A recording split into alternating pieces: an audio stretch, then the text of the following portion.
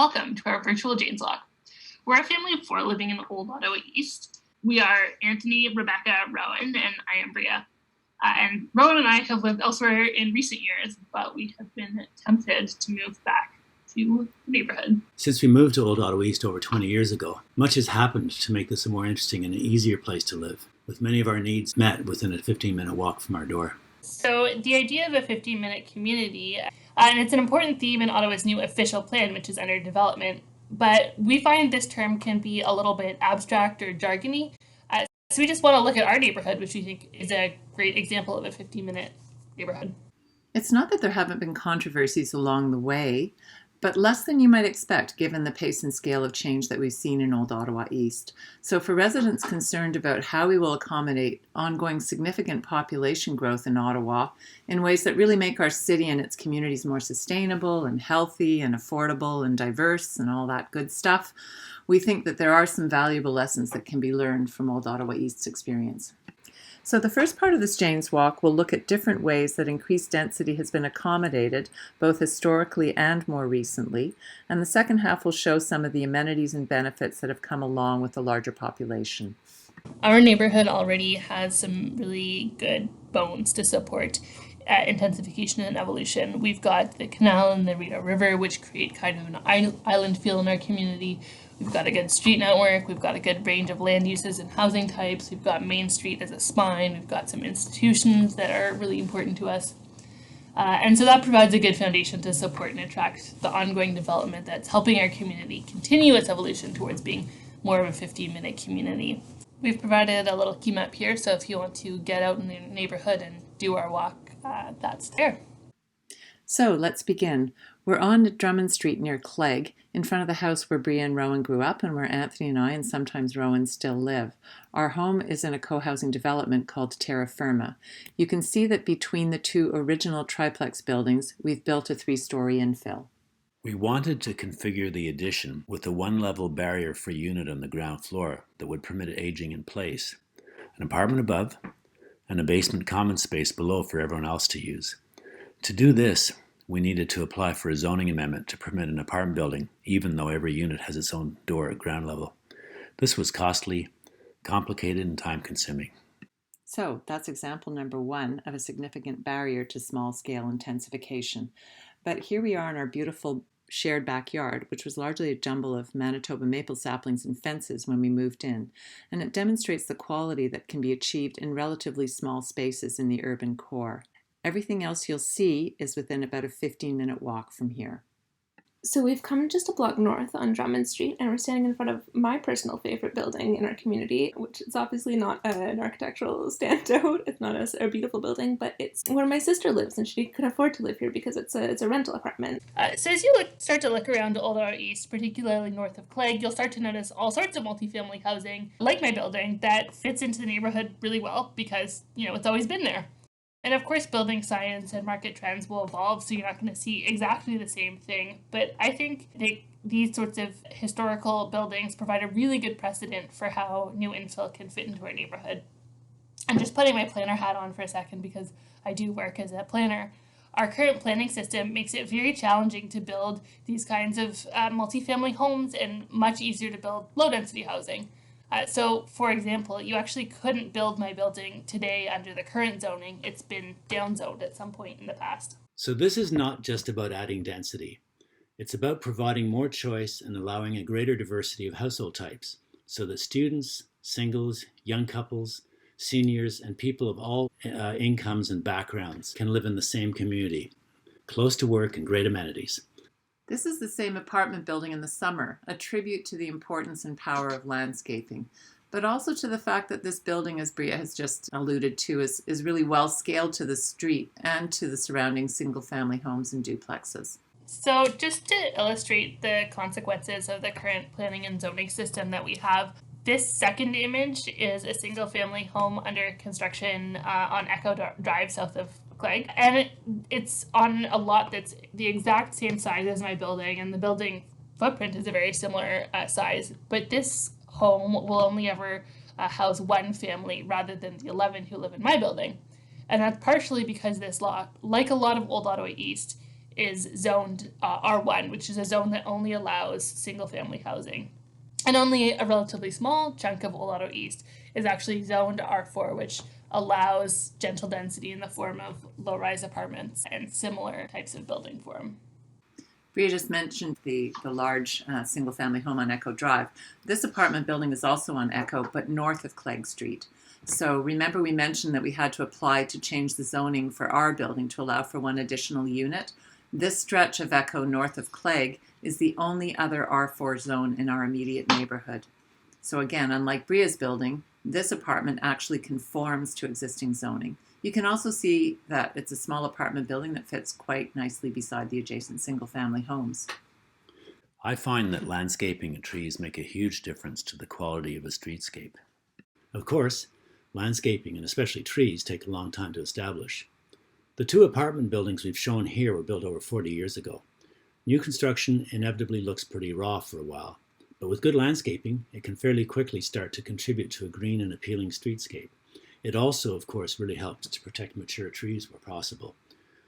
So within our immediate neighborhood, here's another example of that very almost invisible gentle density. So this is a converted duplex, and now it's a 2-up, 2-down fourplex. And I know from canvassing their last election that this building has young families. And this would be very complicated to do under the current zoning. Adds 9 months and countless plans and studies to the process of building homes, and is one of those hurdles that makes it harder to build sort of gentle, low-rise, low-scale density. So yeah, just another quick example down the street. This is a recently developed duplex, and it has a similar footprint to the fourplex, but it has half the density, and so it would be a lot easier to get approved under the current planning system. So before leaving the south end of Old Ottawa East where we live, it's important to note that there are several lovely neighborhoods south of Clegg Street, comprised mostly of single-family homes. These neighborhoods haven't seen much change in many decades, other than additions to existing homes and the occasional replacement of an existing home with a typically much more massive new home. With amended zoning, some of those new homes could accommodate more than one family with little or no impact on character of the street. So now we're going to do a big jump to the north end of Old Ottawa East. The far north end of Main Street at the canal is one of the major gateways into the community, and it's appropriately zoned for higher density apartments. Now, if this building was proposed today, the zoning bylaw would require a much friendlier presence with more windows on the street and more landscaping. Still north of the Queensway, here's an example of how there can be a careful transition in scale from existing single-family homes to a mixed-use mid-rise at the corner of Main Street. The apartment building design in the middle makes a nod to its neighbors as it scales up. Okay, now we're taking another big skip over to the eastern edge of Old Ottawa East. Now we're on Lees Avenue, adjacent to the Queensway. We focused so far on how to accommodate intensification in existing neighborhoods through low-rise and some mid-rise development. Clearly these buildings are at a whole different scale than what we've been looking at so far. Not everyone likes high-rises, including 1 or 2 members of my own family. But in my view, this is a really valuable form of housing that has an important place in reducing the impact of cities on climate change and the environment. These buildings actually house about 40% of the residents in Old Ottawa East, and one building is rentals, so it provides an option in our community for people who can't afford or don't want to buy. Well, a key point of this James Walk is that a lot of the anticipated population growth can be accommodated through infill and intensification in existing low-density neighborhoods. There will likely always be a place for high-rise developments. Admittedly, this is not a flattering streetscape, but we are right on top of Lee's light rail station, a major recent city investment that supports density and also needs density to thrive and be successful. The city has planned for a lot of intensification around the station, mostly in the form of high-rises, but hopefully with the urban design lessons learned since these buildings were constructed, that new development can help build a better relationship to the street in this part of our community. The previous view of the high-rises from Lees Avenue gave a sense of how isolated they feel. This is a friendlier view from the Shoreline Trail, which has been branded and signposted by the community as the Rideau River Nature Trail. The field between Springhurst Park and the high-rises was to have been the Alta Vista Expressway, but thankfully it's looking like this will finally be written out of the city's transportation master plan. With its proximity to the Lees LRT, this brownfield is a great candidate for remediation and residential development, adding further density and, if well done, better integrating the existing high-rises into the community. Regional Group was quite responsive to Sustainable Living Ottawa East and their advocacy for a more naturalized shoreline and improved stormwater management within the development. Just visible in the distance is the LRT crossing Rideau from Lee Station to Herndon Station, where significant additional affordable housing is anticipated. Growing up in Old Ottawa East, I really appreciated the access to nature and beauty that the Rideau River Nature Trail provided.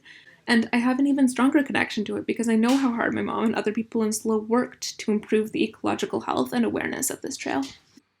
Just back from the shoreline of the Rideau River is a multi-use street where cars, pedestrians, and bikes can share the roadway, a bit like the shared street surface at Lansdowne Park.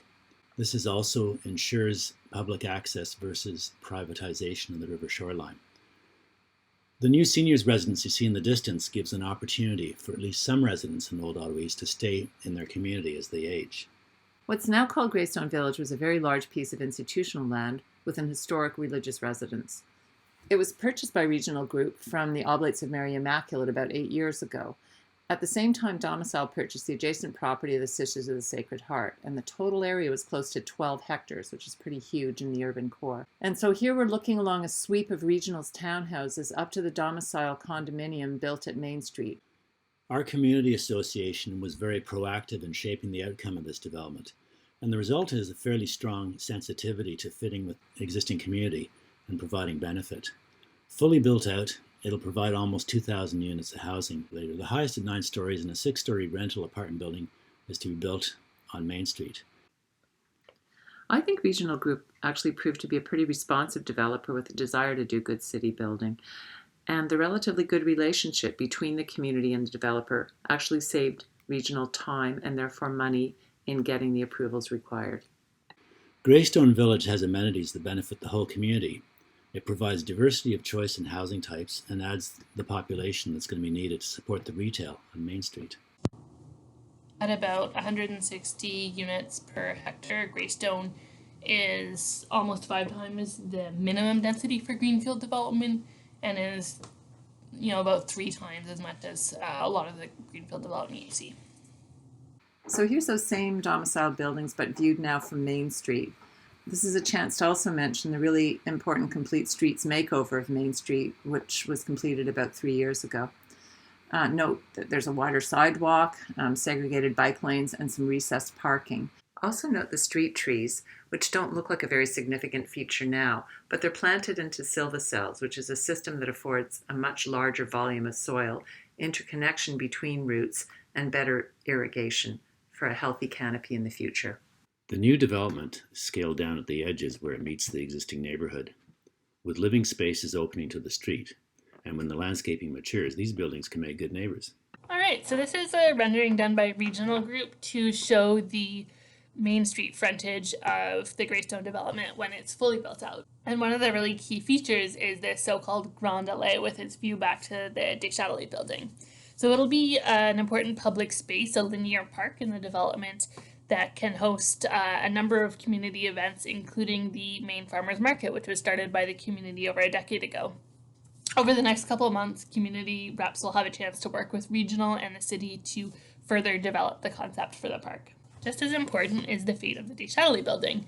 The French Public Catholic School Board has committed to putting an elementary school in the building, and the city has recently announced funding to turn part of the building into a community center, which is really much needed because our community space didn't reflect the growing needs of the community as our population has grown.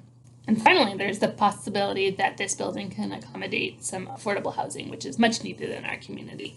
Yeah, so also on Main Street, we did already have a small but much appreciated retail strip before the Greystone development. Bria, you used to really enjoy going to the Green Door when you were a wee one. Yeah, absolutely. Yeah. But a lot of Main Street really looks like this little stretch south of the Green Door. And to be fair, a lot still does. But with the new development, we've gotten some really awesome new retail uses along Main Street, like Sulawak, which is my number one fave takeout place. And just around the corner from you. And sometimes I wonder, like, would you have been, as happy to move back to Old Ottawa East after living in Toronto if there wasn't more, yeah, it's pretty key to my quality of life. Yeah, for sure. Yeah, and I mean, okay, this is a little bit of a digression, but just last time I was in Sulawak before COVID, I was chatting with the owners, and they actually developed this building themselves, and they did a great job. I think it really ticks off all the boxes for what you'd want on a main street, but they had challenges with the planning process. It was very lengthy and onerous for them to get this building approved. So, right.